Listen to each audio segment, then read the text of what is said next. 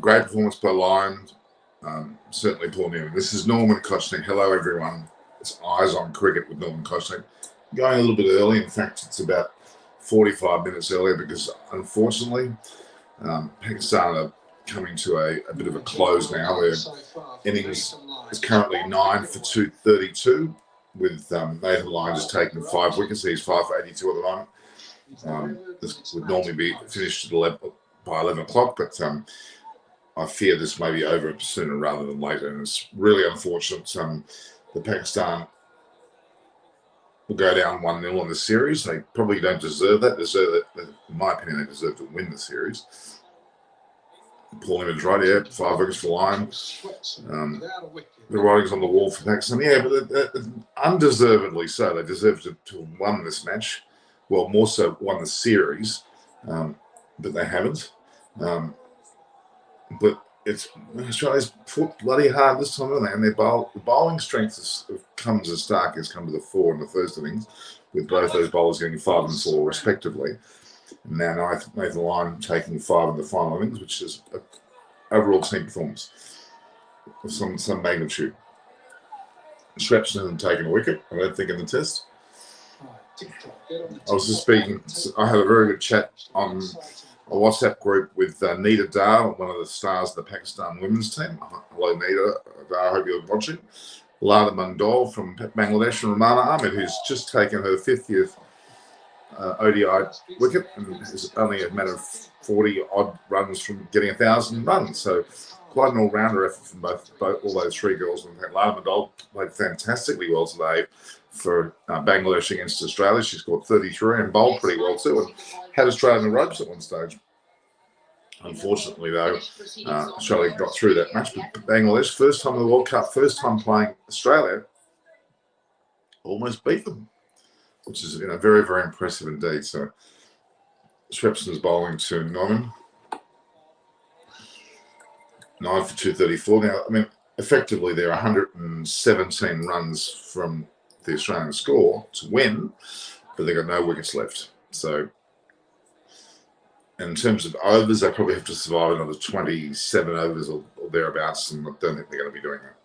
Well, you never know, do you? Because England only recently, as last few nights, so 9 for 114 or something like that, and they had a 90-odd run partnership between their number 10, 11 bats, and they got over 200, which is like a record-breaking. The first time I think the number 10, 11 batting combination actually with the highest scorers that we've seen.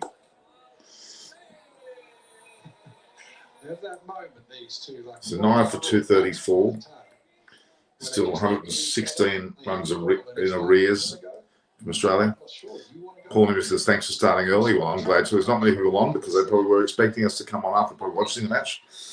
Or some have lost interest because their team's losing. My South Sydney Rabbitohs won. I should put the hat on there. I have my South Sydney Rabbitohs hat here.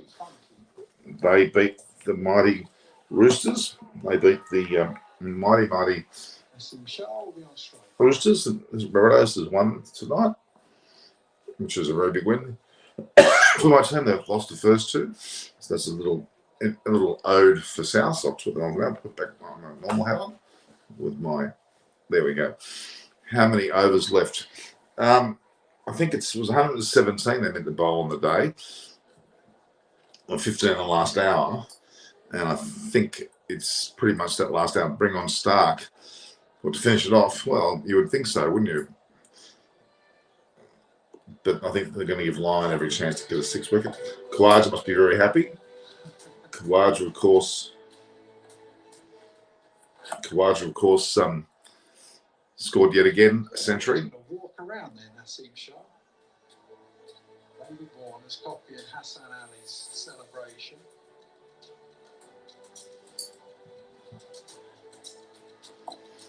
Australia's having some fun, but I have some good faith because it shouldn't be anything other than that. They're mimicking the movements of both Hassan Ali and Shaheen.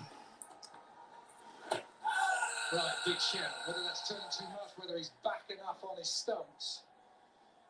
Australia have no reviews. So 9 for 234 are Pakistan. they could perform a miracle here. It is possible they could perform a miracle, but I don't think they will. But we'll just wait and see. They've got some 20 overs left. They can. Well, just evade Steve Smith. That's just summed up being in the slips for Steve Smith. Everything's just been diving. There's barely anything's been a simple chance.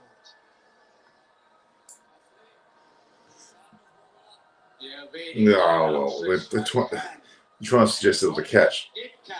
Biram Marani. Hi Norman, how are you? I'm good. How are you? I'm fine too. Well, I've come on a little bit early here. We've got a funny gap between our screens. Have you got your phone turned which way have you got your phone turned? Straight way up. Yeah. Right, you haven't got it done sideways. Doesn't matter. Yes, well, it looks as though Pakistan, that are now 9 for 235, unless a miracle happens, will probably lose this test, which is pretty sad because they've fought hard, Pakistan, and so Australia. I would say Norman, see, one thing I'm happy that the test is giving a result, and That's true. And really hats off to Cummins' captaincy yesterday, where his decision was to make sure that the test had a result. It could have gone either way very easily. Pakistan could have won this match also very easily given the number of overs and 351. So and considering that they scored 70 overnight, so they just had to score 270 odd in the whole day. So if you ask me, in a way I would say Pakistan deserved to actually lose this match. The reason being because they had a too defensive mindset.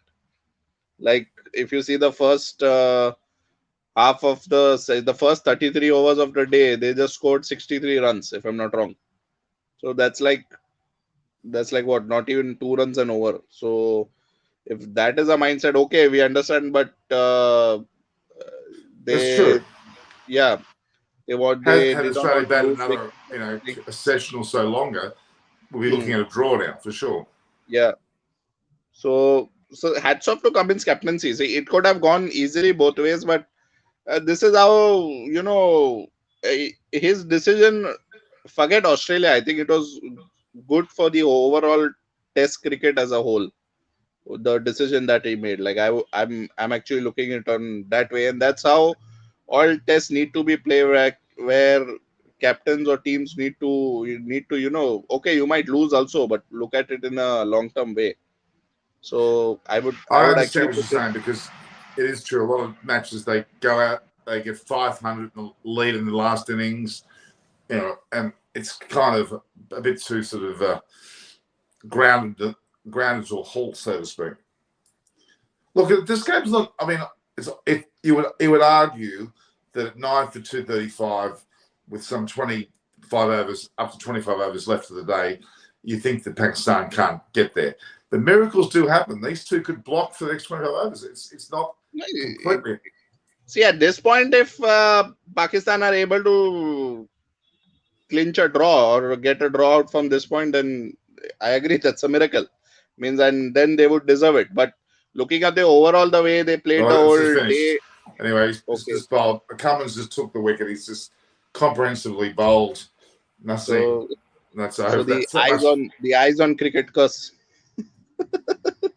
Yeah, just as I think all 3 stumps fell actually. Okay. Cummins is extremely happy. One way, I'm also happy that this happened, so it actually boosts India chance of coming in the WTC final. Well, at this point, you'd think this would almost confirm Australia as the one of the finalists of the World Test Championship now. So they have played. Australia has played 8 Test matches till now. Won 5, draw 3. Correct. Yeah, but they've also got that percentage ratio. They're streets ahead now. Yeah. So that's why, because they have not lost any till now. And they're playing Sri Lanka. They're playing 2 tests that were announced in, I think, July in Gaul. But that's part of the WTC? Why wouldn't it be? Of course it would be. Okay. That was part of the program. So just the dates got announced now. Like, Yeah, I did yeah. not The understand. actual physical dates have been announced. I published Okay. them on my community page. Actually, they're No, coming no, late I saw June, early them. July. A lot of ODIs and T20s and 2 tests in the end. But I don't Correct. understand why both the tests are at the same venue. Gale, It's probably a that's COVID reason. I would say. I would say it's a COVID okay. reason. So I'm having private conversations on a WhatsApp page with Lata Mandol from Bangladesh, Ramana Ahmed, who's very proud of herself, Nita Dar from Pakistan. I've got a little chat going on, and they're having a bit of Mhm. fun. They're great Okay. girls. They've got great camaraderie between countries like that. I love seeing that. It's women's cricket. There And is a lot more. yeah, the Women's World Cup is at a very interesting point with the West Indies South Africa match getting, how can I say, Well, that's both getting critical. 1 point due to rain. That actually made things tougher for India. So Well, West Indies, India have to win that to make the semi-finals. If they yeah. lose that, they're out because England's No, going to win the last but if match. see, if South Africa would have won against West Indies, then India would have had a good chance of going through, even if they would have lost, Correct. because their run rate was very good. Right now for West Indies, they will go through if either England or India loses. So if England loses the last match or India loses the last match, West Indies goes through. You would have to think that England are going to win their last match. They're playing. I think they're playing Bangladesh, if I'm not Yeah, wrong. correct. Bangladesh, yeah. So that would put them on 8 points. South Africa are on 9, regardless whether they win or lose. Australia on 12. So Australia, South Africa, and England, based on England victory, will see all those 3 teams through. It's going to be between the West Indies or India for that 4th spot. And Correct. that'll come down to the only way that India gets through is if they beat South Africa. Full stop. If they don't, they're out. And I think South Africa is on 9 points, right now. Correct. So they're through. So They're going to I finish think 1 second. and 2, number 1 and 2 is already decided. That's basically so who will be 3 and 4. So it depends. You would argue though that England will beat Bangladesh. You would think so. Although for God's sake, as I said, Australia today. Oh my God, they did a job on Bangladesh. Did a job on. In fact, How are you? South Africa can decide who they want to play in the semi-final, whether it will be England or whether it will be West Indies or India. Exactly. Mohsen, how are you? Get more into the center. You're half your face is. Go to you. That's it. Good evening, Ram. How are you, Norman? We're good. We started much earlier because the game finished, as you can see earlier. Pakistan, unfortunately, didn't have it in there. No. Have it in them to actually win the match. And yeah, it's sad. I feel sad for Pakistan because they really played well in this series, and they just didn't have that. And Australia, but at the same time, Australia played well. But yeah, it's kind of a Cummins really is the player of the series in terms of his captaincy and his bowling. Even though there's been some batting superlatives for Usman Khawaja and the like, I think it was Cummins' effort in particular that made it. I think if you sum it up, I think you look at Pakistan. They were par team. They were not superior as Australia. Australia, coming from Ashes win with 4 test matches, they're really superior team at the moment compared to Pakistan. There was only a couple of players that we were hoping that they will come good in terms of Babar, Azhar Ali. We didn't know about the openers as much. There was like 4 test matches for Shafiq before this one. Bowling attack, we knew they would probably be better than their batting in terms of Shaheen and Hassan Ali in past have done well, but in this series it's been it's sub par performance from the bowling attack as well. Apart from 5 of the guys getting 100, Pakistan have got a lot of good things to look forward in going in future. I think next 2 years we touched base that after Karachi. If you remember that we said Pakistan probably in another 2 years. With keeping those young lads going forward, I think it would be a really good team. They fought well, they tried hard, but Australia was far too superior for them. And you mentioned Cummins as your man of the series. I think Uzi's right up there as well for his 490 odd runs, where no one else scored 100. He's the only one who could have had 400s there. 290s, 200 plus scores. And even this game, if he didn't score that 100, I think Australia would have been struggling for that lead as well. But yeah, phenomenal sort of performance from Australia. I would definitely give the player of series to Usman Khawaja, but this match I would give the player of match to Cummins, and that too for his captaincy.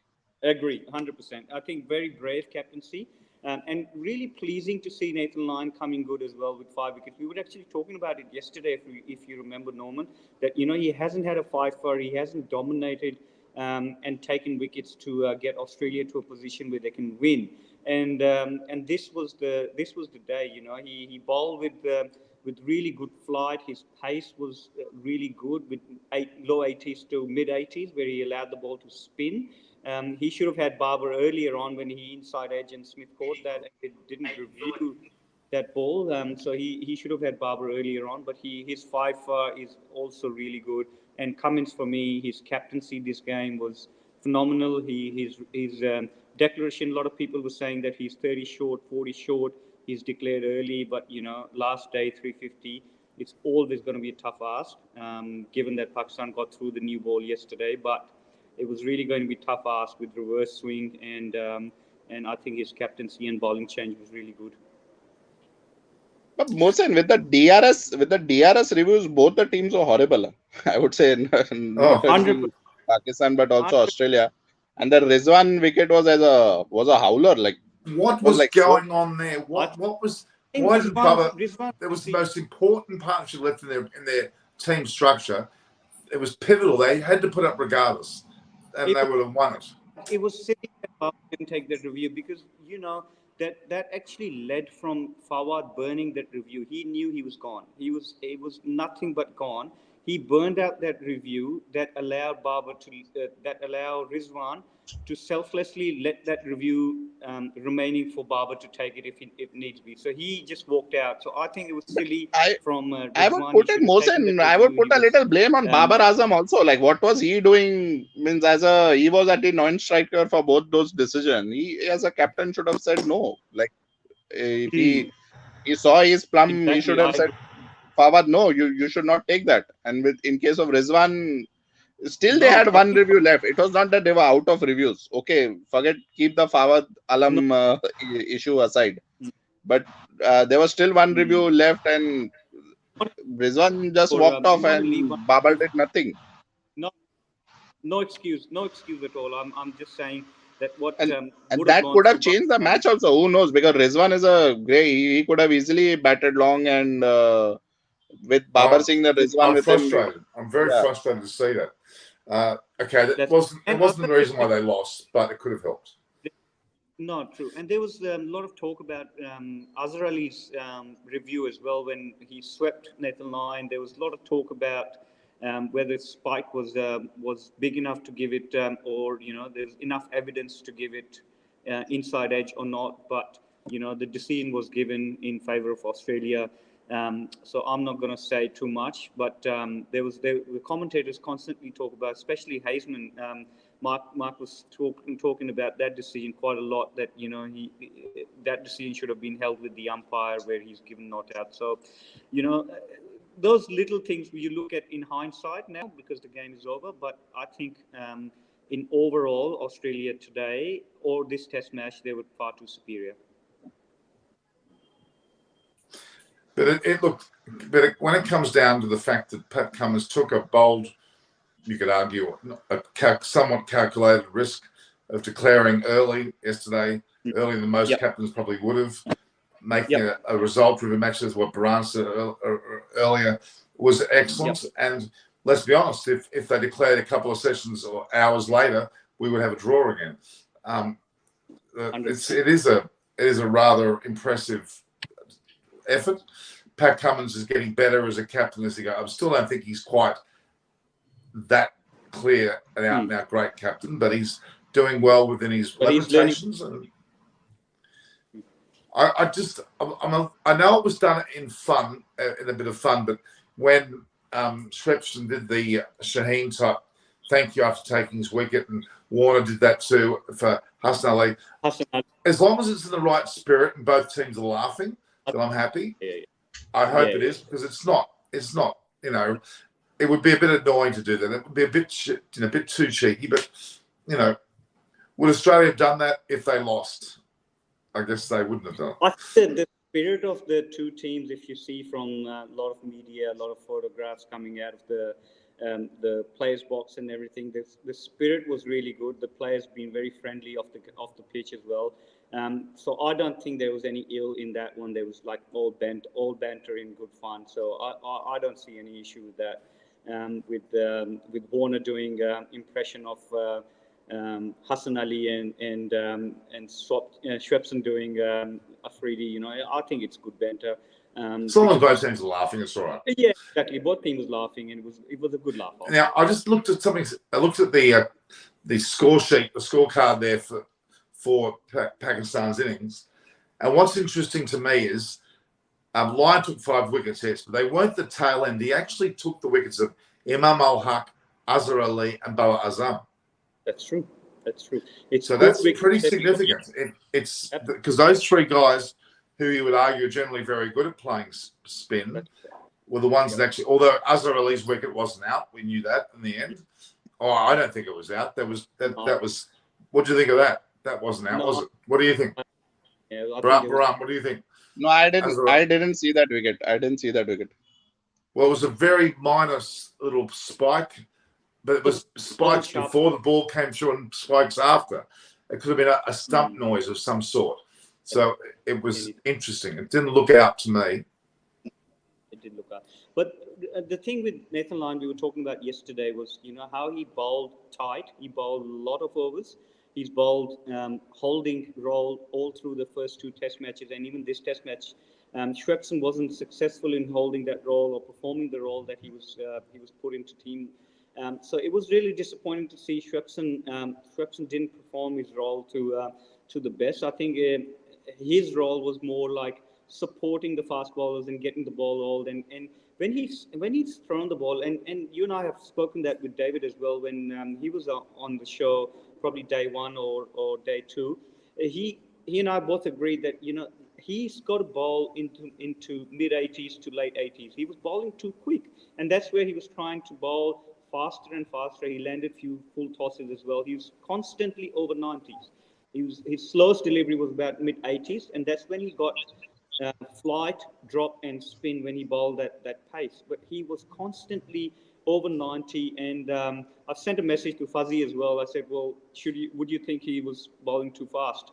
So you know, I think that's probably what I was really surprised at how Schwepson was bowling in mid to high 90s and trying to land the ball rather than just spinning the ball. And you and I touched base that if Shane Warne was there trying to spin the ball, he wouldn't have gone past lunchtime because he would have spun the team out way before. So that's what my concern is going forward for Schwepson. And he should go and play in Sri Lanka. He should be still in India for the frame of mind. You know, I think he's got potentials, but we need to get him going in the game situation where he learns a bit more. So that's my read. But I was very happy for Nathan Lyon to come good, because these next 2 series for him will decide whether he continues to play for another 2 years or whether his time is up. Well, they're showing some like the little byplay of the 2 teams. Yeah, you're right. It was done with a lot of tongue in cheek, a lot of fun, a lot of giggles, and both teams have done it. They bagged the way that both Labuschagne and Smith let the ball go, and the kissing of Shaheen, and so yeah, I think it was in the right mood, and especially because they were. You know what? I think it's a really good thing that they were actually staying in the same hotel, same breakfast areas, same buses. I actually think that's a good touch, and I think more teams should do that. I really do, because that adds to the spirit, doesn't it? I think so. The players every day together. Stay in the same room. No, maybe not. No, that's probably pushing it a little bit too far. They had 2 separate floors. So Pakistan was on one floor, and then there was an empty floor in the middle, and then there was Australia. So there was no teams in between floors for security purposes. So security was in the middle floor and the bottom floor, and then, you know, there was like that's how the It security. would be like Shine during breakfast telling Warner, "I'm in room 204." Exactly. Exactly. Now, similar to Awashi and Robert M. and Paul Newman are all here, our regulars, and Vasant Narain. They're basically saying, I said that Australia couldn't wrap it up a series. Well, it's been true. And I think Australia have finally learnt a way of doing it. And Nathan Lyon today, I'll take my hat off to him. As I said, he took 3 major scalps early on in the innings, Yes. which is really, quite significant when you think about it. He didn't just take the tail or anything like that. He took significant wickets and actually had a major part to play in the second innings, which, we all doubted him. So he has won the Test series, obviously along with Cummins and Stark and the rest of them. Yep. But Lyon has certainly done the job. His wicket tally now, he's now 13th overall in the world on the ladder. Wicket takers. 13th. Very good. It's pretty damn good. Very So you got what's his name? Oh god, Ashwin's 8th. He's rocketed. He's now 8th in the world. It's pretty amazing. Yes, Ashwin's got a few years in him, so I think he will go past. No, but Norman, one more point. I would say Steve Smith would be heaving a sigh of relief. Otherwise, with that, it's shocking that looking at drop catches by him. But his batting was pretty poor too, actually. Well, he and Warner haven't had a good series. Warner did not look comfortable, if you ask me. No. Steve Smith looked comfortable, but Warner did not look. Okay, he was scoring some runs, Warner, but he was not at all looking comfortable. Yeah. I think I agree. Warner's only scored 150 on this tour with 6 bats. He did not look comfortable at all. Especially he got worked up with Shaheen bowling a couple of short pitch up his armpit, and then he was from the fuller delivery. He's got he didn't get his feet moving and whatnot. I'm not sure if he's in that right frame of Test cricket mind. I hope the IPL will get him going, because now he's away. I think that he's not playing the one white ball cricket. So he's away, and then he'll join the IPL team. I hope the IPL, the white ball cricket, get him going before Sri Lanka tour, because the Sri Lanka tour has been announced today as well. The 2 Test series has been announced. So that's their next Test assignment, and India would be really happy because Australia have done a lot of massive favour to India by winning now. So India would be back in contention easily now with Pakistan losing for that Test championship, and I think it's looking more like Australia versus India now. I'm pretty sure that India will down Australia, but I'm pretty sure Australia will down Sri Lanka as well in Sri Lanka. So it's all really adding up really well. And England still disappointed in West Indies. If you saw last night, they were struggling. They're still struggling. So I'm not sure what's going on with England cricket, but I think India and Australia are lining up really well for that Test championship. Now Australia, the Usman Khawaja got player of the series, which we should expect. Yeah. Which is, he got 496 runs at a batting average of 165.33. Well, really superior. But then again, Pakistan had 5 batsmen score centuries as well, and 1 man scoring 2. That's interesting. Brahm, you got to leave, do you? Yeah, I have a dinner appointment, so I'll be leaving. So bye, Norman. Bye, Mohsin. What's for dinner? What's for dinner? We are going out, so we have not decided which restaurant. Nice. Oh, have fun, man. Enjoy your meal. Yeah, sure. Thanks, Brahm. Bye. Take care. See you later. No worries. So yeah, the tour between Australia and Sri Lanka starts pretty soon. Actually, it's June 7th is the first match. So they're going to be going straight from, most of the guys who are involved with the IPL are going straight to the IPL. Yeah. But they're going to be, there won't be much time between drinks, so to speak. Let me have a look here. What's the story here? You've got so June 7th, 8th and 11th, they've got the T20s in Colombo. Then June 14, 16, 19, and 21 and 24, they're playing 5 ODIs in Colombo, Kandy and Colombo, and then 2 Test matches at Galle. I would have liked them to play less ODIs and more Tests. Yeah.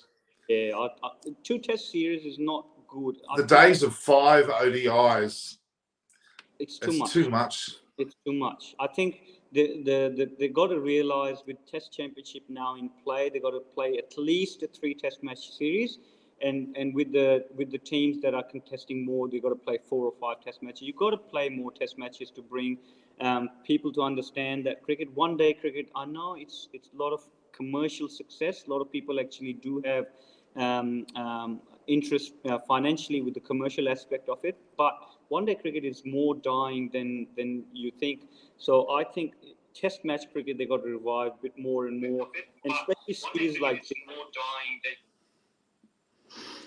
And series like this would bring more energy to Test cricket. I think this Test series was classic. Sorry. I think I'm hearing feedback. Norman, is that? That wasn't feedback. It was actually me accidentally hitting a button. Right. Okay. Fair enough. So what I was saying that this Test series was classic, old school Test series, hard fought.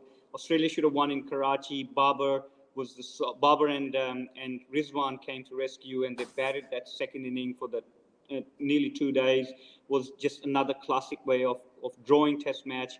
And again, this Test match where Australia were 5 for 205, and then that late middle order had a fantastic partnership to rescue them from going from 5 for 205 to end up scoring 395, and then Pakistan were cruising when Cummins and Stark started to get the ball reversing, and Pakistan lost 7 for 20. So it was classic Test match. I think Lahore and Karachi both. Rawalpindi not so much, but where they played a big part in Rawalpindi as well. But I think for cricket lovers, they would watch this. They would go away from this series and think that was a really good, hard-fought series. And of course, Australia was superior. But before the series, you and I touched base, and we said probably Australia will comfortably win. We said probably 2-1 or 2-0. But the results being 1-0, it's more closely fought than what we initially thought. Australia being such a superior team compared to Pakistan, but I think Pakistan is on the right track. A lot of credits to be given to Pakistan management, securities, to be able to hold the Test series successfully, and that should lead both England and New Zealand to now continue with their tours, and then all the other teams should now comfortably come and play in Pakistan. So I think this is a right foot through. Big first step. But in terms of Pakistan cricket, they shouldn't be so disappointed. I know they will be disappointed because obviously they thought the game was on when they had a really good session last night. But they should still feel really proud of themselves that they've pushed. Oh, Pakistan for getting the result from it are going to be extremely proud. They've completed the Test series without a hitch. Great security, great amenities, great conditions. Players are raving about it. Talked highly every single time they talked. It was magnificent. Just quickly, I'm giving a shout out to Robert M, who's become a new member of the level above subscription. Thank you very much, Robert. I appreciate that. It's good to have people do that because over time we'll reward you in many ways. I'm still trying to organise my caps and everything, but we've got them there. It's just a matter of if you want them, let me know. I can certainly get them out to you. The shirts I'm wearing, there's even spray jackets. We've got one. In fact, what's her name? Aparna's got one. It looks great. It's a light blue. It's actually not like the colour you're wearing at the moment. It's like is that the Brisbane Heat top? No, this is Australia top. What is it? Yeah, this is the Aussie. Oh, top. right. Because when you were hired, I only saw the top part, which had that light green look. No, I left Brisbane Heat in two. Are you wearing that deliberately because Australia won? Is that the reason why? Exactly right. I've done Test match against Pakistan when I was when Pakistan toured last time. So I was in the Aussie camp, and because I've had all those Pakistani players who toured, they were part of my under-19s. But obviously I was in the Aussie camp, so it was interesting. Interesting. That was Baba's first tour as well. So I had all these guys having a meal at my place. So it was interesting because in the morning I was in Aussie camp, but I've had those guys in the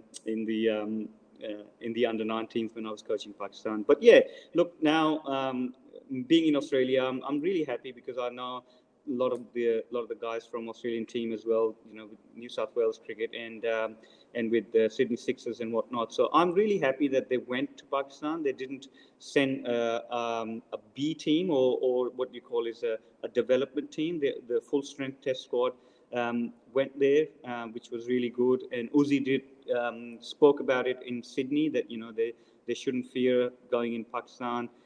So that in that I'm really happy that the whole tour has gone really well, regardless of result. We said that yesterday as well.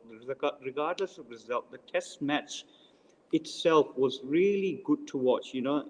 I've been watching all the 15 days of Test cricket that has gone through, and every Test match gone right to the wire, and we were expecting results in Karachi and in Lahore as well. So, I'm very happy the way the Test series has gone, and I'm looking forward to one-day series as well, because obviously that's something Pakistan have to now win. They're bottom of the one-day ladder at the moment, and if they don't start winning, they'll miss out the automatic qualification for World Cup, and they will have to go through a qualifier. Obviously, Bangladesh at the moment is topping the table, but Pakistan is sitting right at the bottom. So it is really, now that all the ICC champions, the Test Championship, the One Day World Cup, the T20s, they've put a bit more stakes on it, so you can't take any of the games lightly.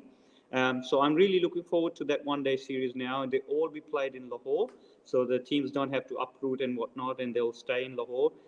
But Pakistan have to keep taking those one days more seriously than Australia, because Australia is comfortably through to the World Cup. They don't have to qualify, but Pakistan, if they don't win, they will end up playing a qualifier, which is not what Pakistan cricket would like to do.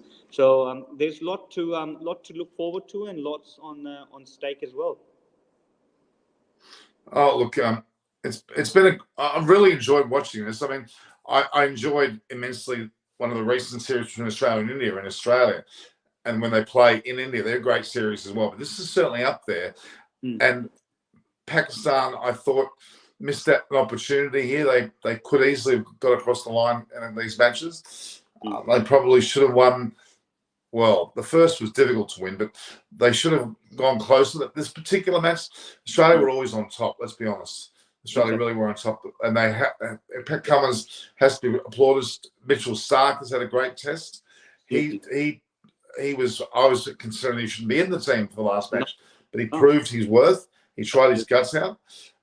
Nathan Lyon came back very well, saying got 5 wickets. Top 3 batters. Obviously, Usman Khawaja is an absolute standout. He's been having a fantastic year, and we can't miss out Cameron Green's contribution, and Carey started to look good as well. Look, Cameron Green is young. We all know. We Australia cricket want to spend a lot of time in him, and they're investing a lot in him, and he's repaying. He's started to repay, both with bat, both with ball, and he's a good fieldsman. He's a good slipsman.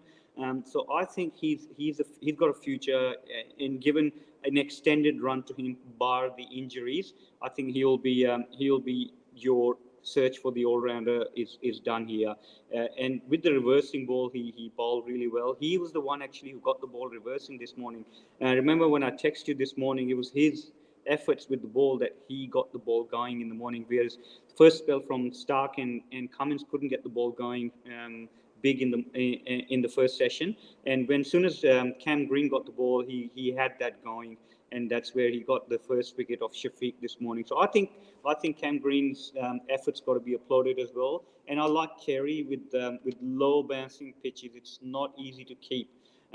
His glove work was quite tidy. He was really good with his manner, the way he conducted himself, kept to the spinners. And also with the bat, both innings, that partnership with Green this inning, this Test match in first innings was so crucial. Now we know that 395 was a big score on this pitch, and we knew anything over 350 was a big score. And we spoke about this on after day one when Australia was 5 for 205, and we said if Australia goes past 350, the game is so much in favour of Australia, and that proved to be that way. And both Green and Carey's got to be given the credit for taking Australia over that 350 par score. Look, my biggest take of this series is just Australia grew into the series in a way, because they started off looking very poor, not able to handle questions. Again, that came down because they didn't have any match experience. By the end of it, all the players have gained immensely, especially Cameron Green and Swepson into the future.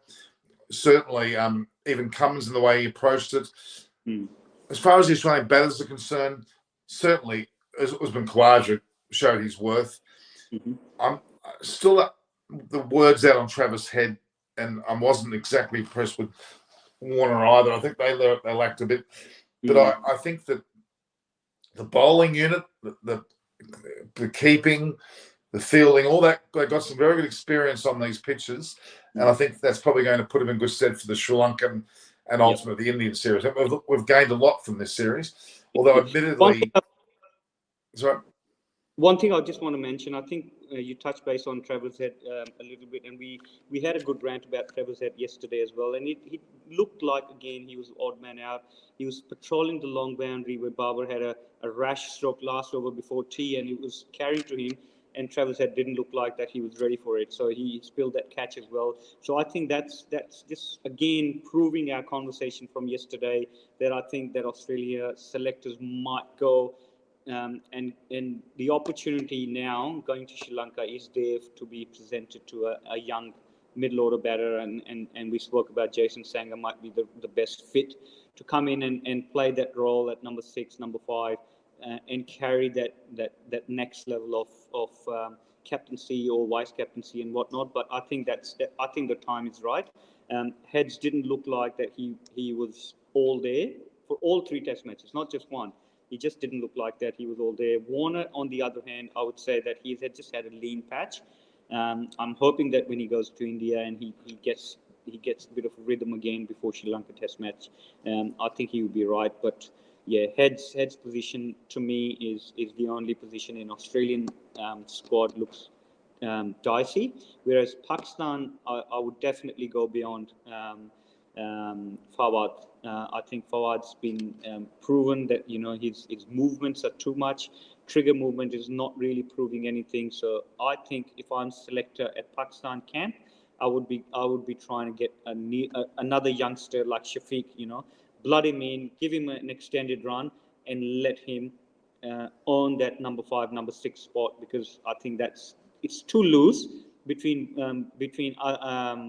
Babar and Babar at number 4, and then Rizwan at number 6. You need someone you can rely upon to actually hold their position for longer, and Fawad just didn't do it for me. So I would look beyond him, and Hassan Ali was not 100% either.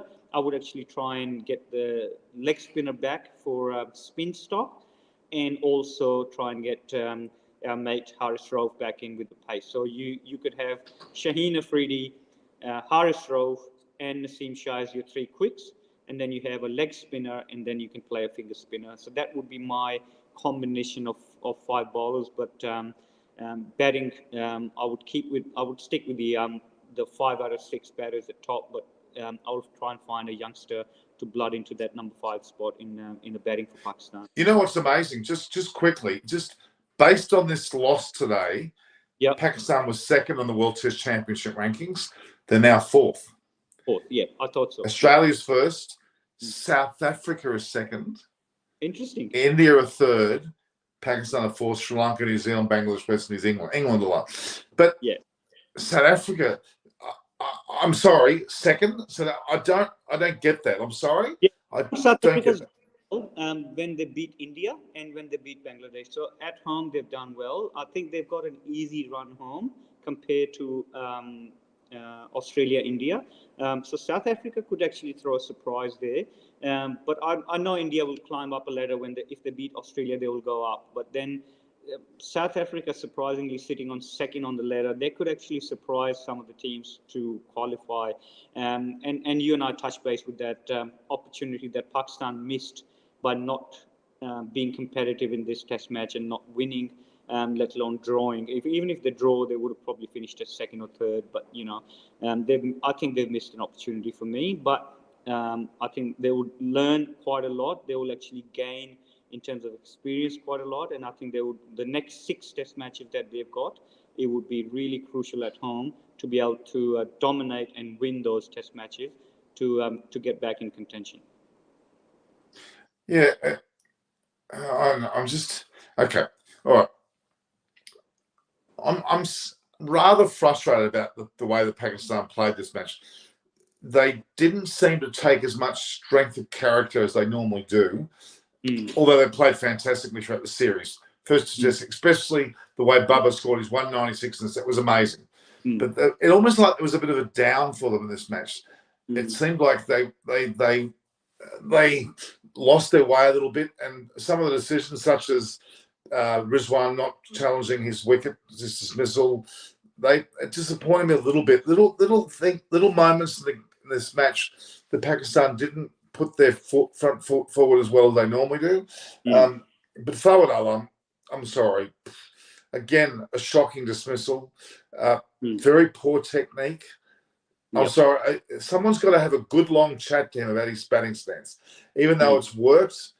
Yeah, they reckon he's one of the best players of spin. I didn't see any evidence of that in this match. Something's just not right. He almost thinks that he's going to do well next match or next. He has that almost like, as I described it to you earlier, the look of and I hate to use this, but the Travis Head, Fawad Alam. There's almost a similarity in the two. I don't know why I'm saying it, but there's something that they think they score one good performance, so they have to do it for another 5. The mindset was there. Look, the mindset was no. It was rather frustrating, I must say. Anyway, so what I was trying to do was I found, as I said, the points table for the World Test Championship stands this way. I've just posted it, by the way, on the channel, guys. But Australia's 1, South Africa 2, India 3, Pakistan's dropped to 4th, Sri Lanka, New Zealand, Bangladesh, West New Zealand, forget. It's really between Australia, South Africa, India, and Pakistan. And at the moment, somehow South Africa's there. But South Africa has to play India, Pakistan, or Australia to really prove their worth. And I don't think they won't end up there. It'll be probably India outside Pakistan. I think Australia, but with this win, India's back in contention. I think Australia's sitting second on the one-day table. I'm not sure about the team ranking for the T20, but in the men's one-day ICC Championship, Australia's sitting second on a one-day ranking. So I can check on the T20. Well, I have it in front of me here. Test cricket, Australia's number 1, India's 2, 3 is New Zealand, 4 England, 5 South Africa, Pakistan is 6, which I think is a bit of a shock. 7 Sri Lanka, 8 West Indies, 9 Bangladesh, 10 Zimbabwe. So New Zealand, India's second behind Australia. ODIs. That's the ODI. New Zealand's first, England second, Australia third, India 4th. Okay. And then for I've got a T20 table here. So India. So T20 table, India is number 1, England number 2, Pakistan number 3, New Zealand number 4, South Africa number 5, and Australia sitting at 6. Even though they won the T20 World Cup, they still haven't won enough games to be up the ranking. But I think Australia T20 would be really good at home.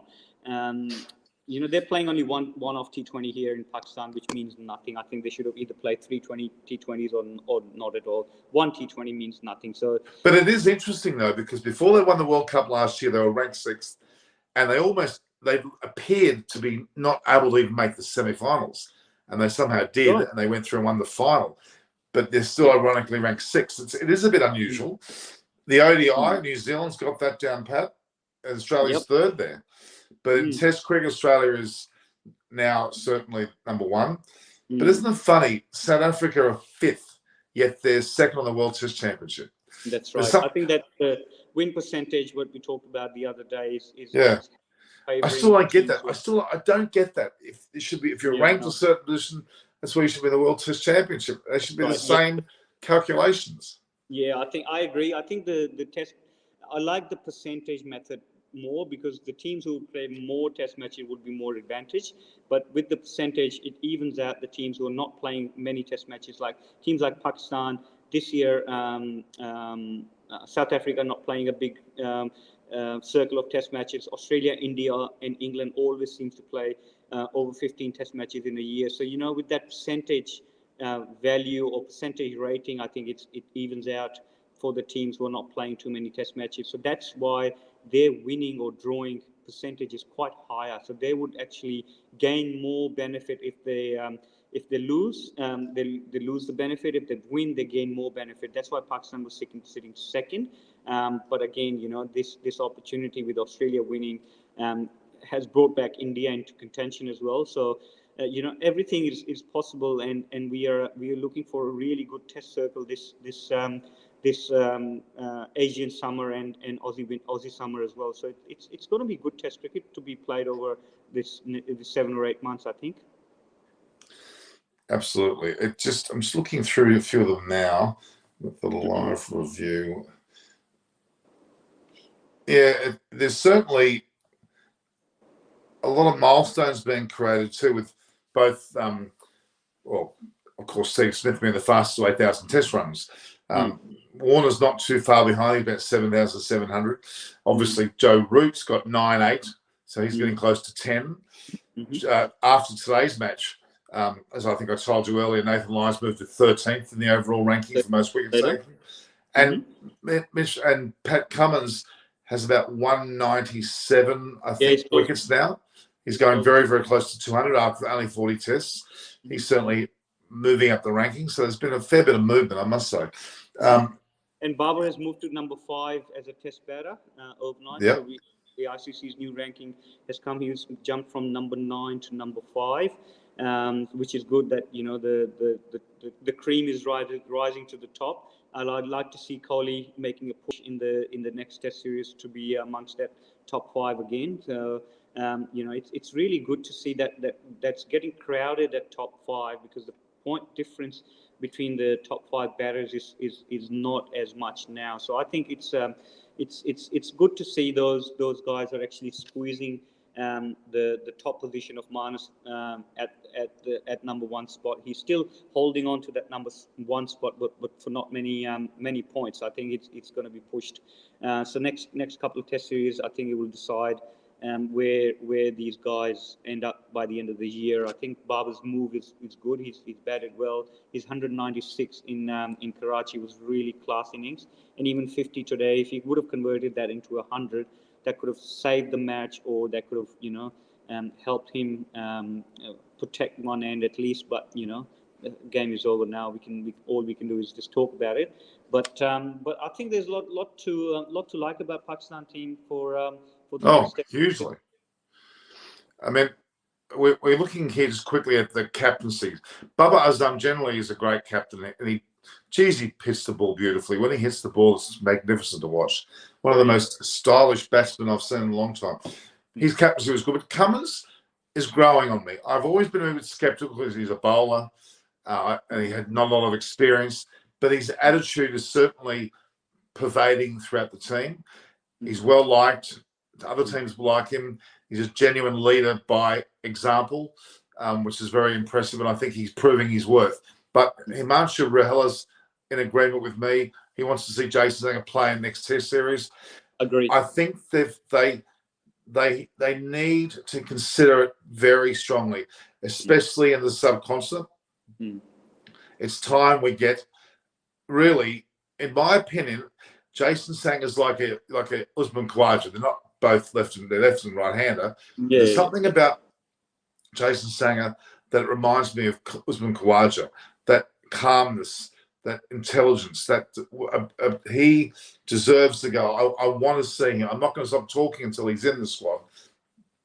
Australia start to think towards the future. You've got a young bloke there that's proving his worth now. Put him in. Get him in the system now. No doubt. Obviously wanted to do it a year or so earlier, but he stumbled a bit. But now he's come back with vengeance. He had a bit of a downer. He's come through that, and now he's proving himself. He keeps scoring centuries, especially against touring England, Sri Lanka, and Pakistan sides, every time he scores centuries against the best players in the world. Now, what more does he need to do? I think that there's no doubt he would bat well for Australia and handle that pressure, handle that responsibility. He could be anything. And I think I would love to see Australia take a chance on him early. rather than waiting until he's so-called right. I mean, look at someone like... I just want to make one point about Cummins' captaincy as well.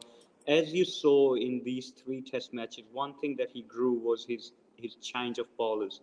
He really played smartly. His changing of bowlers from the right end was really crucial, because if you remember in Rawalpindi, he was bowling the bowlers from wrong end, and he's switching the bowlers and getting, you know, likes of Travis Head and Marnus bowling ahead of you know, your all-rounders and whatnot. So I think his bowling changes, his tactical side of the game aspect got improved with time, and I would like to see that growing day by day. And I think he didn't get as much tested against England in the Ashes, because England were just not good enough.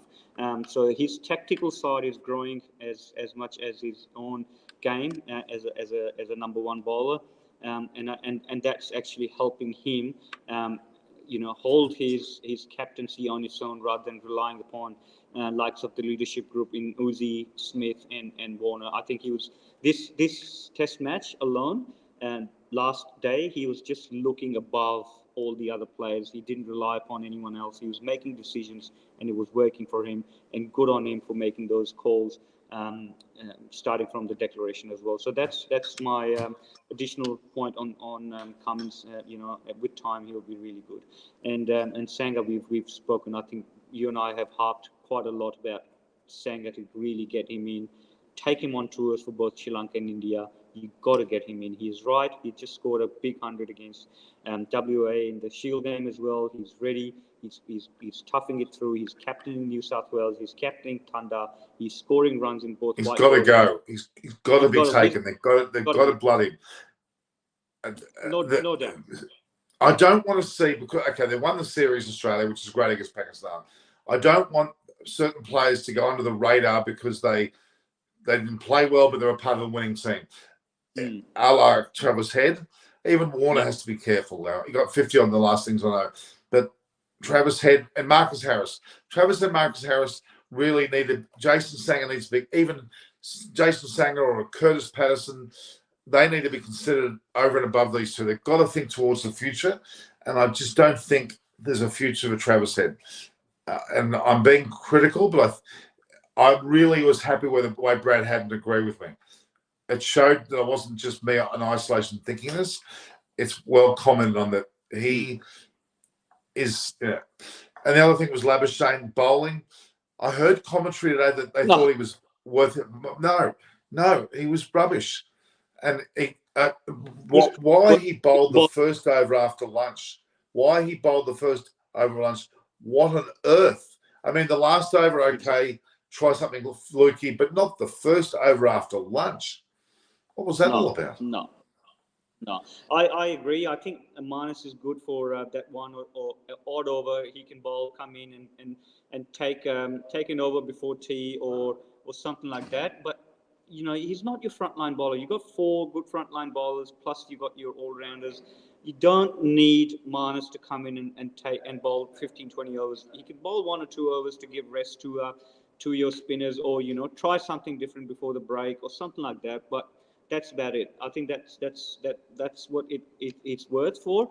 If you have Sanga's actually bowled quite a lot in first class cricket, so he can be your, you know, he bowls his leg spin in white ball cricket and Shield as well. So you know, he's if get him in.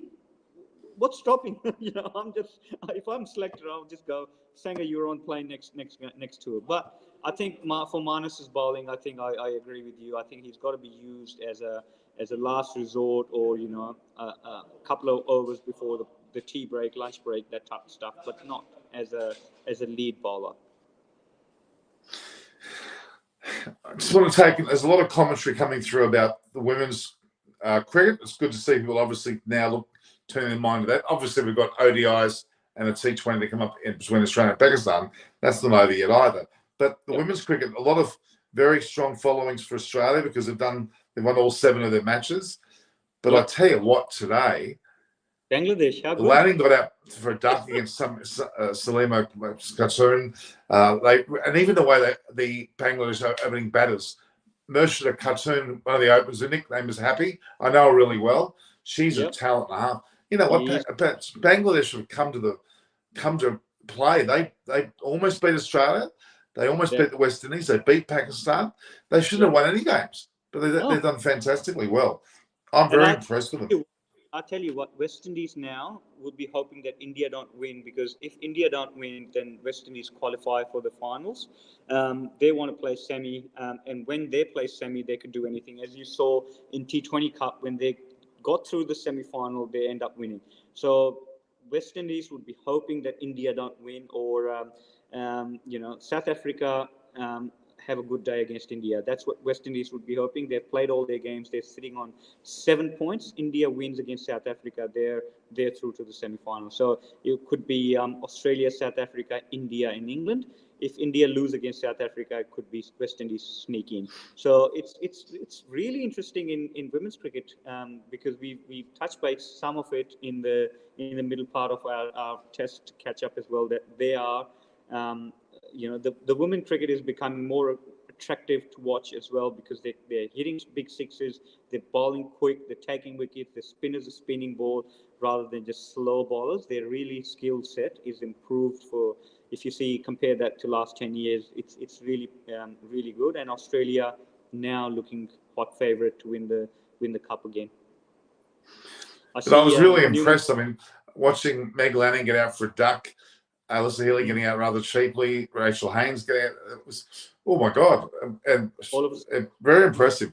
And I've just, as I think I said earlier, I've got this little WhatsApp group with a number of the players in there that I know. They've come in my little group, and they're great. They're all proud of each other, and it's really nice. Really nice. Yeah, good to see.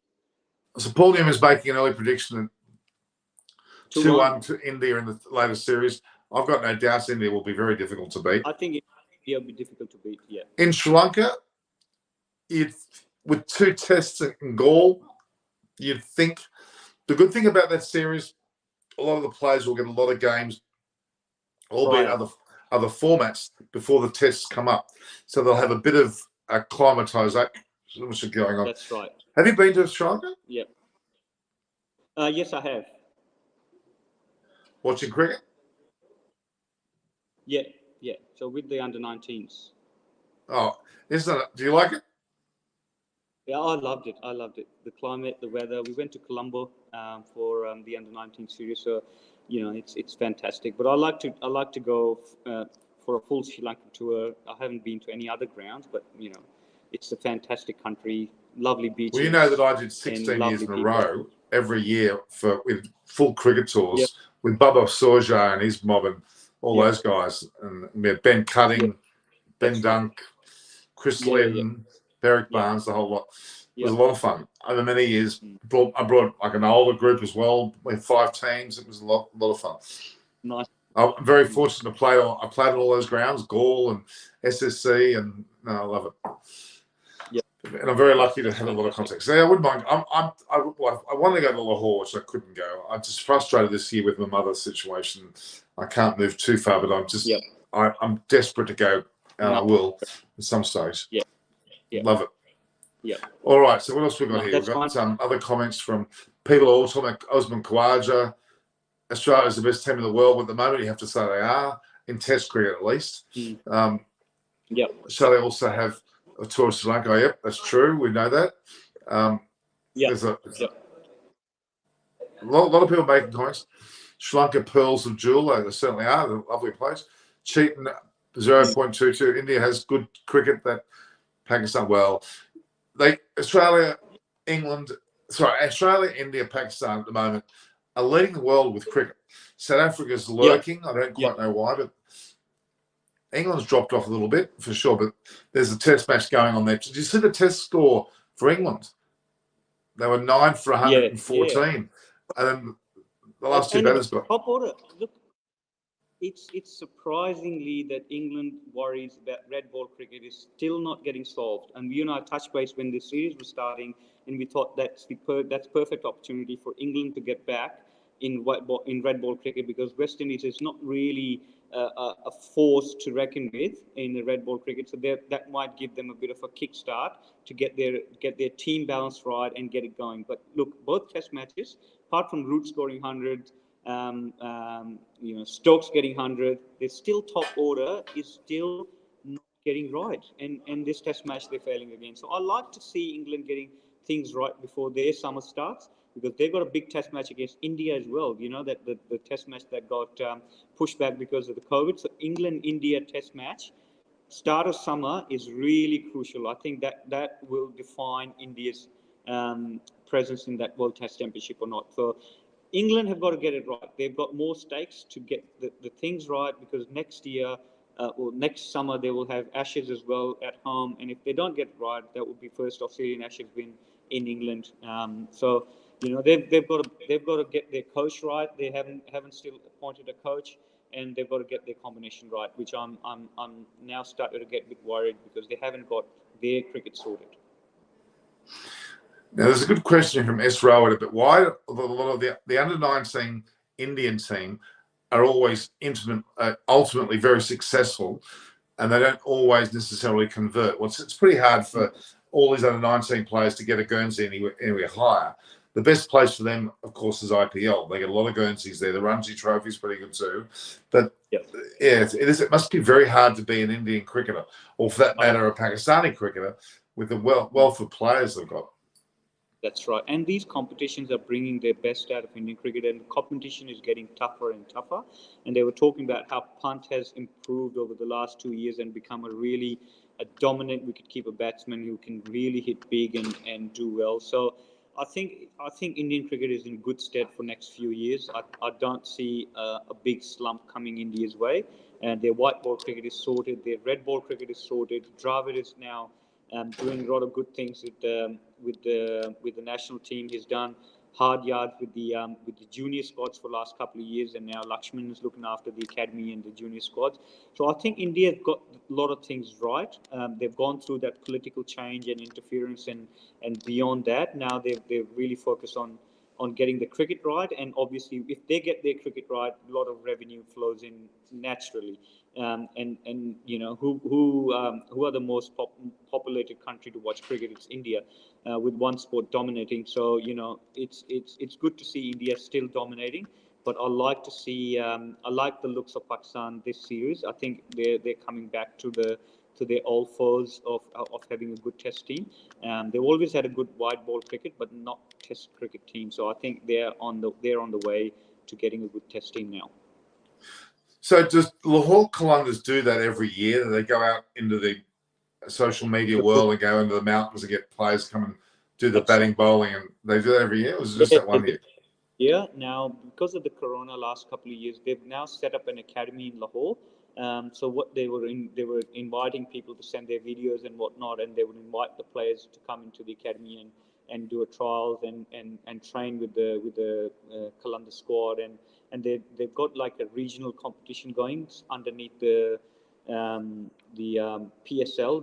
They're playing regional 2020 competition to go out to different region or the bush or the mountains to try and find someone. So that's where their contribution is massive, and I think they will continue to do that because they're finding a lot of good players coming through the ranks and making name for themselves. So predictions for the ODI series between Australia and Pakistan, there are what? Three matches at 3 ODIs? Is it 3 ODIs? 3 ODIs, 1 T20. So I think 1 T20, all Lahore. Or at Lahore. I think Australia, with not all the preferred players playing, it is quite open. I'd like to see 2-1 to Pakistan, because Pakistan will play full strength. Australia with bowling attack, they're lacking few of the bowlers. Richardson just got injured, and Benny Dorsch has got a run. So I hope he plays. He's deserved his opportunity. He's been knocking the door down for the last couple of years with white ball cricket in Big Bash and white ball one-day competition here at domestic level. So I hope he gets a run. I hope he plays, makes his debut. Other than that, Jason Barrendorf is also there. Maxwell's out because of his But wedding. Stark, Cummins, they're going, aren't they? They're going home. So is Smith, and I think, I'm not sure if David Warner. I think David Warner is going back home as well. Well, they're going to. Some of them are going straight to the IPL. No, I think they're going home and then going IPL. I'm not sure, but I could be wrong. Hazelwood's, he's not staying either. I think he's going to the IPL. He's going home as well. He's going IPL. He's the other one that they will miss in the white ball cricket. So there's a lot of young white ballers. They will go. Zampa will be there. But I'd like to see, with that weakened bowling attack of Australia, I'd like to see Pakistan winning 2-1 at least, if not 3-9. I don't see Australia winning 3-0 or Pakistan winning 3-0. I think it'd be 2-1. I think one way or the other. This is a great. I think this is. I would love to see this happen. I'd love to see Ravi Shastri coach Australia. I don't see it happening. I don't. Unfortunately, Australia have experienced. Actually, why don't we ever have Indian coaches? No, well, we've had one experience with foreign coach in South Africa, Mickey Arthur. It didn't work.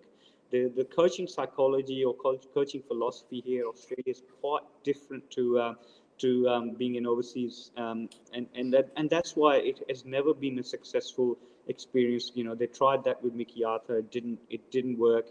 You know, they've always had a local coach, whether it's on a short term or a long term basis, but you know, the mentality or the camaraderie between the coach and the players always worked with the local coach.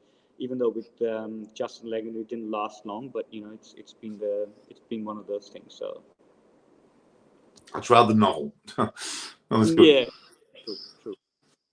Although Sri Lanka seem to be, they're going to take on Silverwood. Chris Silverwood is what it appears to be happening. I think word that once his appointment, because they haven't got the rest of the support staff appointed as well. So I think once that appointment is announced officially, then they will go and appoint the rest of the staff, because their fielding coach has resigned as well, and he's joined Bangladesh. So they've got spots on the support staff which they will fulfill once they announce the head coach. I think that's where they're heading, and whoever is going to take head coach role there, it's got a lot of work to do. It's got, you know, to get Sri Lanka out of where they are at the moment. They've got plenty of talent, but they've got to get that right politically and dealing with the players. So, you know, a lot of work to be done. There's a lot of discussion about how Sri Lanka, the Australians get prepared for Sri Lanka. Well, they're gonna be in the subcontinent, that's for sure. A lot of them will be in the various IPL teams and what have you. So they'll be probably slotting themselves in around. I mean, really. No, I've just said one thing before, with these test series and going to an unknown territory. Good old days, you go and play a couple of practice matches. You know, you play your 3-day matches, 4-day matches, and I like to see that come back, because it is in Aussie winter. There will be no cricket for the guys who are staying back, apart from going to England. The conditions in England are flip side to what the conditions in Sri Lanka are going to be. So it's really, really hard for those guys to actually prepare mentally or physically for those conditions in Sri Lanka. It's going to be hot, it's going to be humid, and it's going to be slower turners compared to England or India.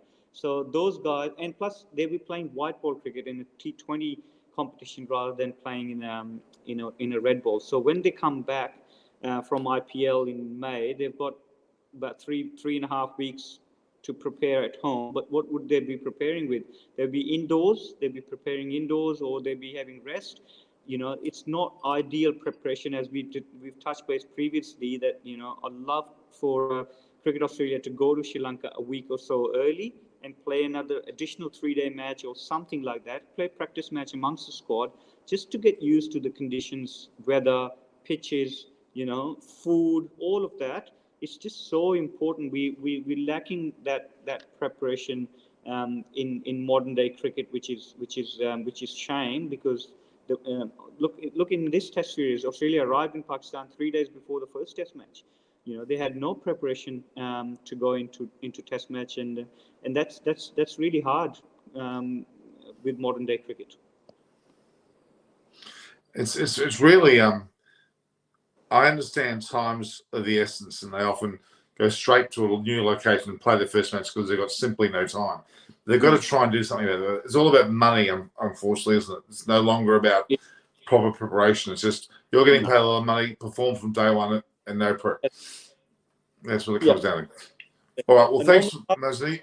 we had a good session. If you want to go, you can, because you've been on for a very solid amount of time. Yeah, no, I was just going to say I'll probably excuse myself, and it has been a solid discussion all through 5 days, and Been we've seen fantastic. Well, fantastic 15 days actually. 15 days. We've seen fantastic cricket in test matches, and I think I'm looking forward to now switching to white ball and seeing some more good cricket between these two teams. The camaraderie between the two teams has been really good. Spirit between the teams has been really fantastic. And I hope this tour finishes and opens the floodgate for Pakistan cricket in future. I'd love to be able to go and see Pakistan play against England and New Zealand or South Africa, whoever they're playing at home in the future when I've got more time to go. I'd love to cover that. Great. It'd be and the nice. PSL next year too. Absolutely. Let's plan something. We'll do a program. Mate, from again, Pakistan. all the people watching need to thank Mosen Sheikh. He's been absolutely fantastic. He's been here for virtually every day of the series, given great understanding of both teams, the preparations that what they're going through, the insights has been absolutely fantastic. Very impressive indeed. Stand out. You get 5 stars from me, and you should be player of the match in terms of commentary. Thanks, guys. Thank you very much for kind words, and thanks to your audience as well. You've been great. Thanks, Mosen. Thank you very much. Talk to you. Cheers, mate. Talk soon. Bye. Bye. No, it's been great. I mean, both Beram Aram, we've had Aparna Saini there. We've had obviously Mosen Sheikh. A lot of people have come on and been very good supporting guests. Do I agree for specialist coaches for red ball cricket? Well, white ball cricket national team. You mean separate coaches for each format? I tend to agree with that. I think that's the way they're moving more and more these days. I think there's a lot more of that going on, where they are moving towards that concept of being, for a specific format, and you'll find that more and more the case. But coaches really are background people. They're not meant to be as forceful as what Justin Langer certainly has been. He certainly has proven to not be successful at that. But some countries need it, of course. But yeah, England's still yet to get a national coach. Sri Lanka's going close with Selwood. Australia's without a national coach. It's quite a few countries that are looking to get that sorted. Nice to have new people doing a great job. Yes, I agree. Paul Newman says thank you to Mosen. He's been fantastic. He certainly has. And so have you all. It's been all great. It's been a wonderful series, and we really have taken a lot out of this. We've had a very good set of guests that have come along. The games have been fantastic. Subscribers are going well. But guys, don't just if you're from Pakistan, you're following the series, don't just go off subscribing because the series is over. Because I will cater for all needs. I'm going to have a lot of I want to go to Pakistan, whether it's Australia involved or not. I think there'll be some great times in the future there. It'd be great to see everyone that's just been there is absolutely raving about it. It's been really fantastic, actually. Really, really fantastic. So I take my hat off to the way the Pakistan's handled it. So the Sri Lankan series is July. Okay, Paul, the series, I'll read it out again for those. Pakistan's also their head coach, are they? Oh, okay. I didn't know that. Okay, so the so-called tour of Sri Lanka, which is has been announced. There's a certain set of dates. Okay, the dates are, it starts June 7th, Paul Newman, with June 7th, 8th and 11th being the first, second and third T20 Is in Colombo, probably Premier League Stadium. Then June 14, 16, 19, 21st and 25th will be 5 ODIs. The first 2 in Kandy, which is up country, and then the next 3 will be in Colombo. Then the test matches where Australia's involved against Sri Lanka, both in Galle in the southwest. The first being June 29th to July 3rd, and then again July 8th to July 12th is the second test. Only 2 tests, which I'd like to see more. There should be at least 3. I don't get having so few. That's not the way I would operate. I would make sure that we'd get the whole gamut of activity there in terms of at least 3 tests. You could have at least 3 tests. You can't not have 3 tests, can you? The series can't be just 3 tests.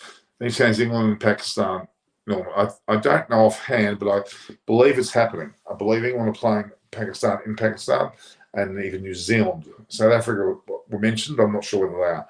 Cam Green is a big match winner. I love the way this man is. He's going to be a champion. Took the first wicket today. Crucial first wicket. Then Lyon took the next three biggies. So, there's a lot to be said about that.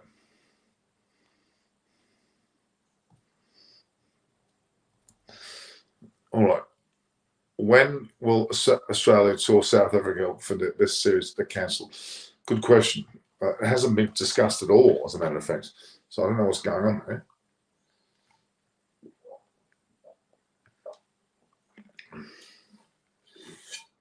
Really, South Africa snuck into second position in the World Test Championship. I don't think they deserve to be there at all. Anyway, see what happens there. Head should definitely go. They won't drop him now that they've won the series, but he should be. I would agree with that. Well, they've got to think of bringing Jason Sam. Can Aussies win the ODI series? They're going to find it difficult, I think. Pakistan at home in ODIs and T20s, more their forte. I would argue that's a pretty strong mob they've got there. They're in their squads. And the introduction of Harris Ralph, Usman Kadir, Abdul Kadir's son, will be interesting as well. What mistake did Australia make in Karachi after rolling out Pakistan for 145? Then go. Well, they probably underestimated how well Pakistan could bat, actually, and they didn't bowl that well. Whereas in this test, they made up for that, where they bowled a lot better and were more directed and more focused and more plans in place to actually win that. So that's probably what the result of that was, I would say. Yeah.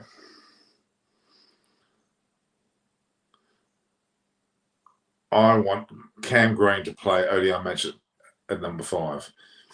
He could easily do that. I don't know whether he's not really a part of the short format. He's more of a test format player. I don't know why he is, but that's what's been the case.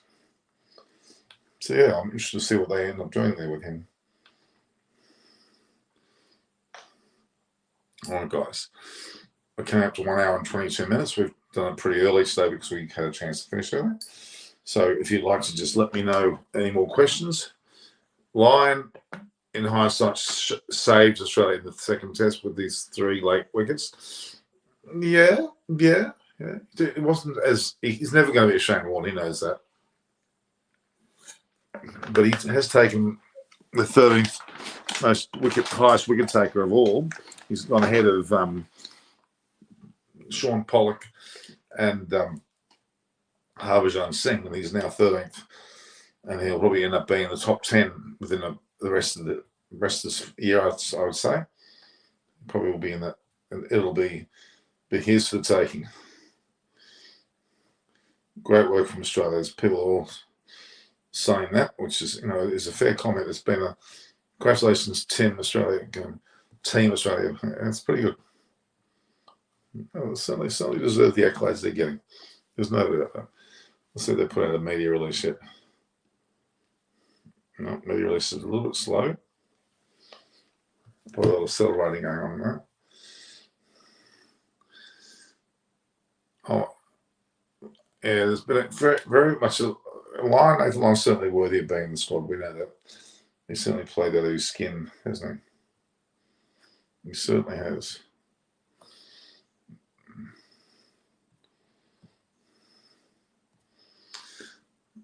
Any more questions, guys?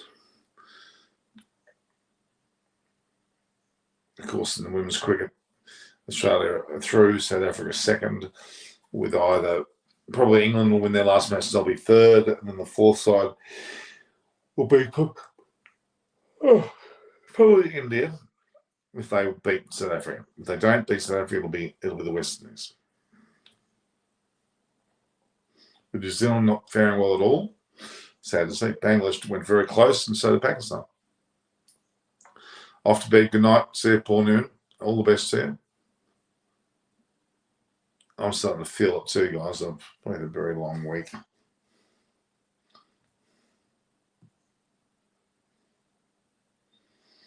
It was a very, very long week. Any other questions, guys?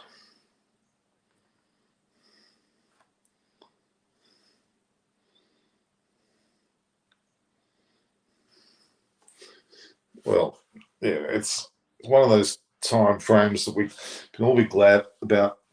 It's been a great series, but there's still the ODIs to come and the T20, and we move into the IPL starting this weekend, the end of the Women's World Cup. Then we move from IPL into the Sri Lankan series, which is other international series going on. And then ultimately, I think there's an Indian series. And then ultimate for Australia is the World Cup, the T20 World Cup next year. This year, sorry, after having had it last year. Then we move into the summer season here. And so, but we're not fit for captain. I don't know about that. I think that's a bit hard. I think he is fit. What are your thoughts on Marco Jansen? Yeah, very promising. A lot of guts. He showed a lot of determination, actually. I'm relatively impressed with him. Didn't think he would be that good. Bubba not fit for captain. He is fit for captain. He's fit for a lot of things. But you probably need something with a bit more edge. Azhar Ali was a pretty good bloody captain. I would have kept him on, to be honest with you.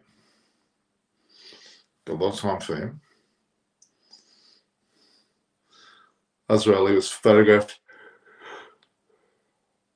for my thumbnail for this, but unfortunately it didn't get as many runs this year. He was out to a decision, which probably was not the right decision. The truth be known. The Cincinnati Rabbitohs won. They won against the Roosters, Eastern Toes Roosters, which is always a big deal. Marco Jansen, as I said earlier, SRO it is pretty good. Although he could be susceptible to breakdowns, quite a very skinny physique, albeit tall.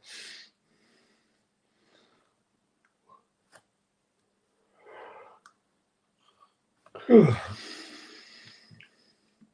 right, guys. I'm starting to get a bit on the tired side. So, any other questions, guys, before we leave? Anyone that's online that hasn't subscribed to this YouTube channel is not good. Oh, you need to hit the pillow. I think so, Pranav. I've had a long time. But you guys aren't asking me questions, so you need to hit the pillow. Yes, I do. Anyone have any more questions for me? No? If you haven't got any more questions, I will go.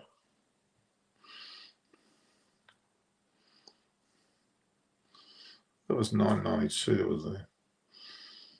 Let's go back here. Looking at some revenue figures here.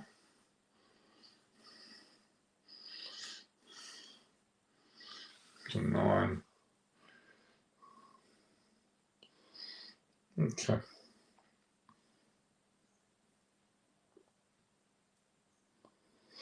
All right. Any more questions? No. Only about hitting the pillow. That's the only question I've been getting.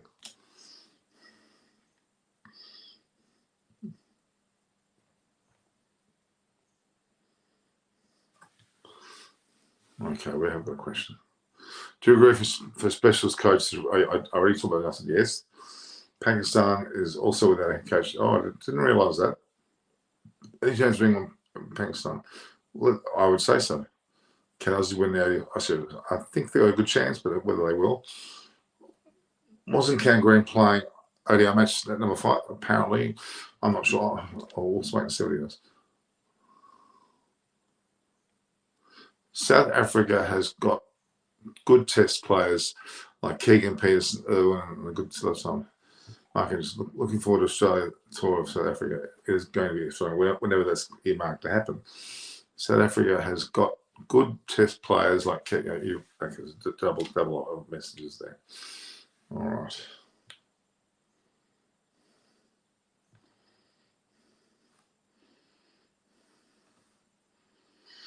It certainly is a big thank you there.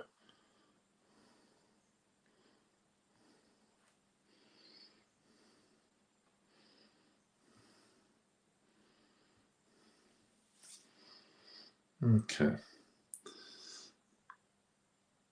If there are no other questions, guys, I will go. Last chance for the questions.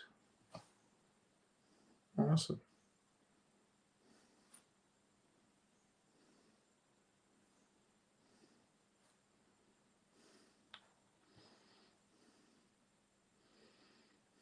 Okay.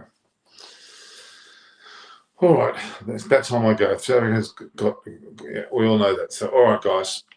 It's time to leave. See you again tomorrow.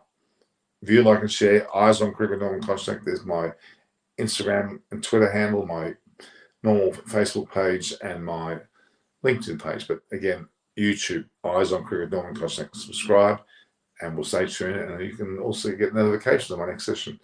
All the best, guys. I hope you enjoyed this as much as I did, because I certainly enjoyed it. Even though Australia didn't win 1-0, it was worth it watching the whole series. All right, guys, take care. All right.